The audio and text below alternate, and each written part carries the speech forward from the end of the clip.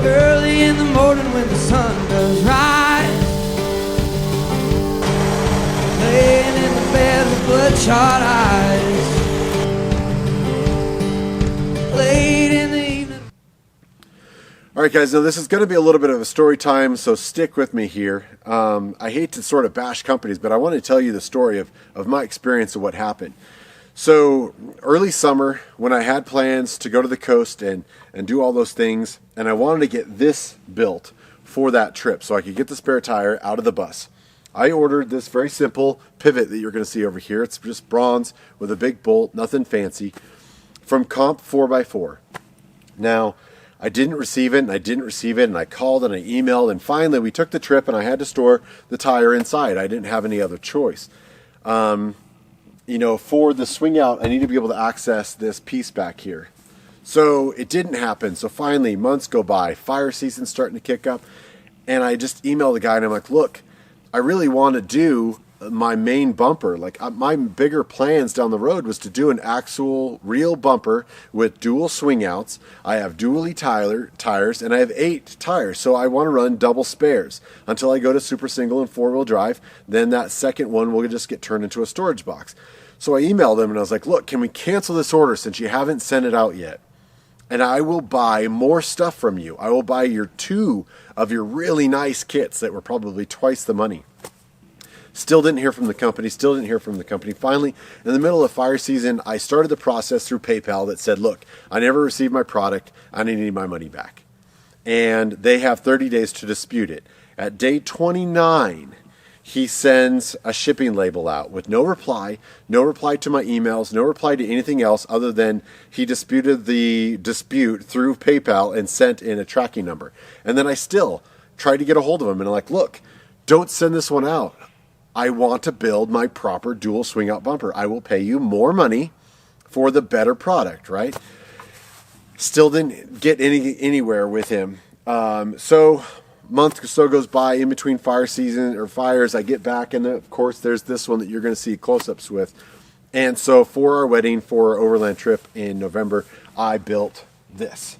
So let's cover what I did and why it's not going to be permanent or anything. So it definitely is the goal. Like, it's pretty sturdy. It's got a little wiggle to it, but it's nothing I'm worried about, right? Up here I've got a standard, it's a 900-pound closure. It swings beautifully. The bronze bushing over there does its job. It's supported on this side. I can access all my stuff that I need to in my garage. And it does everything it's supposed to do. I did a very simple design. We'll put in some photos here. I did order the tire plate from another company. I used some 1/8-inch wall, 2-inch tubing to construct it, re-supported it. And then what I ended up doing here was, I'll put in some shots, but I had some C-channel that I just picked up as scrap when you pay by the weight at my metal yard. And I tied it into the actual frame mounts for the bumper. So there's a little bit of give here. And that give is just due to the L brackets that hold this bumper on. And I could truss them up, I could support them, but again, my whole goal is to rebuild this entire bumper, get rid of the plate steel, go with a box channel rear bumper, and do it properly down the road.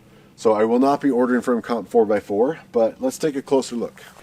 All right, so what you're looking at is the universal plate. It's a 6.5 by 8 for the dually of the E350, and just burned in some grade 8 bolts on the back. I did cap the back end there, and just used some 1/8-inch, 2-inch box to kind of give me a little triangle here, truss it up, and I'll give you a kind of close-up what the hinge looks like. All right, so this is some 6-inch C-channel, very heavy duty, and it ties into the actual L down there. It ties into the L that supports the bumper onto the frame. That's where I'm getting my flex from, is just this weight pivoting up here. These were the pieces that came with the pivot from Comp 4x4. It's very nice giant bolt. It is, like I said, bronze bushing. And if I back it up just a little bit here, you can see where the flex is coming from is physically that piece that attaches to the frame. So the joints aren't moving, nothing else is moving, it's just the actual piece that attaches to the frame is I'm getting a little bit of movement on here, and I can kind of shake the whole bus. So it's sturdy. I was confident it would hold for the trip. Well, and there's a closer look there of the actual pivot joint. Like I said, I haven't had any issues with them. They're nice and simple. It was just customer service. You know, the product itself is decent. There's no frills on this one, and it seems to be holding up well. The welds are holding. Everything seems to be doing pretty good. It's just we're going to incorporate a totally different system in the new design, and I would like to raise up the hitch a little bit and just kind of redesign this whole back end for, like I said, dual tire holdout and potentially some outdoor storage.